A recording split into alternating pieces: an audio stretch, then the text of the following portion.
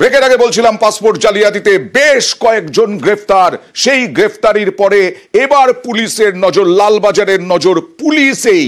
Police কর্মীদের জিজ্ঞাসাবাদ করতে চায় লালবাজার এবং ভেরিফিকেশনে যে সমস্ত কর্মী রয়েছেন তাদেরকেও জিজ্ঞাসাবাদ করতে চায়। কিন্তু কেন?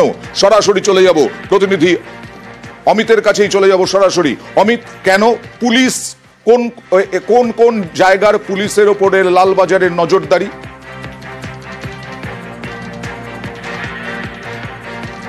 দেখো, নিম্ন আদালত অর্থাৎ আলিপুর আদালতেই পুলিশের ভূমিকা নিয়ে কিন্তু প্রশ্ন উঠেছিল এবং খোদ বিচারক প্রশ্ন করেছিলেন যে যেখানে এতগুলো ভুয়ো নথি দিয়ে পাসপোর্ট ইস্যু হয়েছে সেক্ষেত্রে পুলিশ ভেরিফিকেশন যেখানে করা হয় তাহলে কোথাও গিয়ে কি এই ভেরিফিকেশনে গলদ রয়েছে বা গাফিলতি রয়েছে বা পুলিশের যোগসূত্র রয়েছে। এই জায়গা থেকে ইতিমধ্যে 8 জন গ্রেপ্তার করা হয়েছে এই পাসপোর্ট জালিয়াতি। এবার পুলিশের নজরে কলকাতা পুলিশের বিভিন্ন থানার বেশ কিছু কনস্টেবল বা হোমগার্ড র্যাঙ্কের যারা পদমর্যাদারা কর্মী রয়েছেন, যারা মূলত পাসপোর্ট ভেরিফিকেশনের সঙ্গে যুক্ত থানা স্তরে, তাদের এবার এক্সামিন করতে চাইছে কলকাতা পুলিশ বা লালবাজার। ইতিমধ্যেই 2 থেকে 3 জনকে এক্সামিন করা হয়েছে, এমনটাই লালবাজার সূত্রে খবর।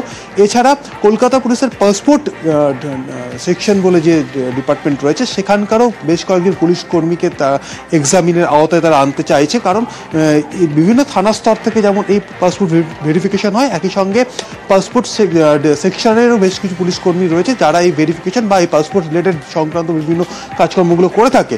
এই জায়গা থেকেই এই সমস্ত পুলিশ কর্মীদেরকে তারা এক্সামিন করতে চাইছে। ইতিমধ্যে 2 থেকে 3 জনকে এক্সামিন ইতিমধ্যে করা হয়েছে।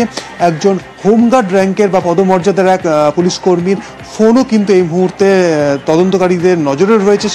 সেই ফোন কিন্তু ইতিমধ্যে তারা এক্সামিন করতে, লালবাজার ভূমিকা বা পুলিশ ভেরিফিকেশন হয় সেক্ষেত্রে পুলিশের কোথাও গাফিলতি রয়েছে কিনা সেটাও এক্সামিন করা হচ্ছে লালবাজারের তরফে।